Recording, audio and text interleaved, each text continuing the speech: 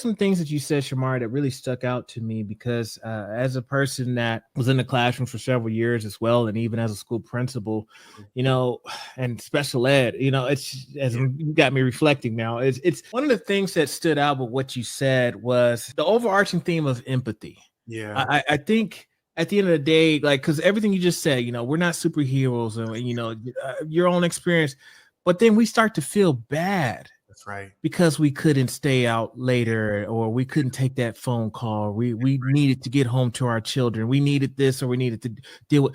And so we start to feel bad. And I think sometimes I agree from the political side of things, there is that expectation that we're supposed to be all of these things. And they forget that we're not. Yeah, all the time. I used to joke around because I remember I would go to the grocery store and see a student.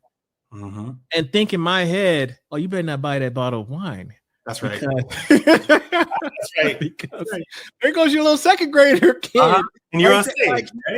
You're always on. You're always on. You go to the festival, you go to a carnival, you see children, you see your kids, and you're always on. I don't know, what kind of advice maybe can you give when it comes to the empathetic side of things? Because sometimes we feel bad that we cannot meet all of these expectations. Sure. So I talk about a really heavy story in the book. I'll abbreviate it here, but it's really heavy. And it was when I reflected and I realized how out of balance I was.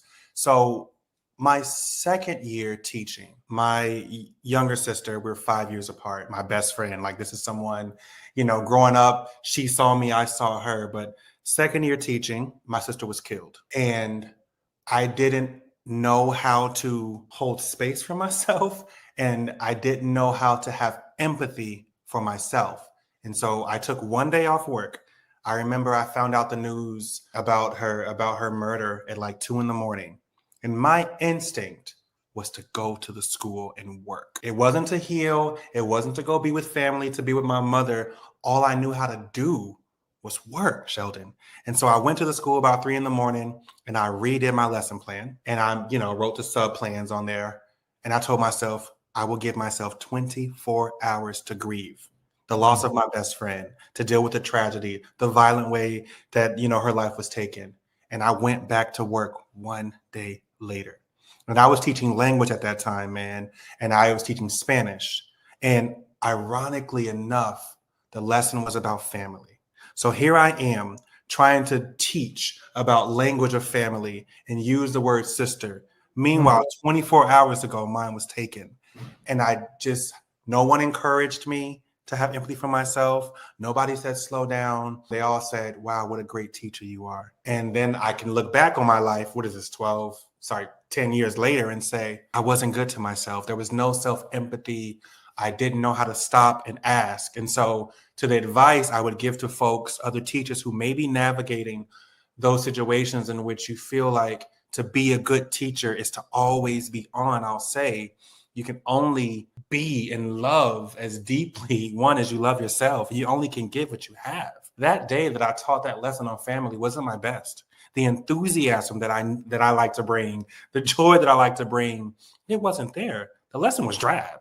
I mean, I was crying. I would turn around to write on the board to mask tears because I didn't want to cry in front of students. And so every 25 seconds, because I'm being triggered, because they're asking me, family, family, family, I'm turning around, crying for 5 seconds, turning back around and continuing the lesson. And it didn't work. It wasn't great teaching. I wasn't able to show up. And so what I do now, what I talk about in the book a lot, is about introspection. And I know you've had someone on the show called Yolanda Sealy Ruiz, who is just a giant for us, right? And just so incredible. But she talks about the archaeology of the self. Mm-hmm. And so I'm talking about something very similar where I'm saying you reflect on your own humanity, reflect on your own needs, your physical needs, your emotional needs, spiritual needs, and you get well. You got to be well. Because once we're well, we teach from that place. I was teaching from a place of grief, and I've taught before from frustration. I mean, you and I talked a little bit about this, but teachers have long days sometimes. I know that, and we can get frustrated. And imagine a student asks a question or needs some help and we snap. Not because we're mean or malicious or we don't care about them. It's just too much. And we teach and engage from that place. And so we've got to be well if in fact we want to be good, and loving and caring. And I know you talk a lot about equity. And so equity, when I think about equity, I think about justice, liberation. That requires love, care, and joy and wellness. We can't do that from a place of anger, frustration, et cetera. And so it's just an imperative for me. And I'm saying to all humans who teach, we've got to make sure we are okay. We've got to model that wellness for students as well. My students learned a very, I think, dangerous lesson. One is that work is the more important thing, and don't handle grief, don't handle emotions. And yet I'm talking to them about social emotional learning. And it's like, yo, you're not modeling it. You're telling us to check in with ourselves. Teachers talk about social emotional learning, but we just stuff our feelings down. We mask ours because people call that good teaching. I'm saying that's not good teaching. It's not good practice. It's not kind. It's not empathetic. It's not compassionate to yourself or anybody else, because you allow yourself to live on this edge where you can snap on people who don't deserve it, especially young people.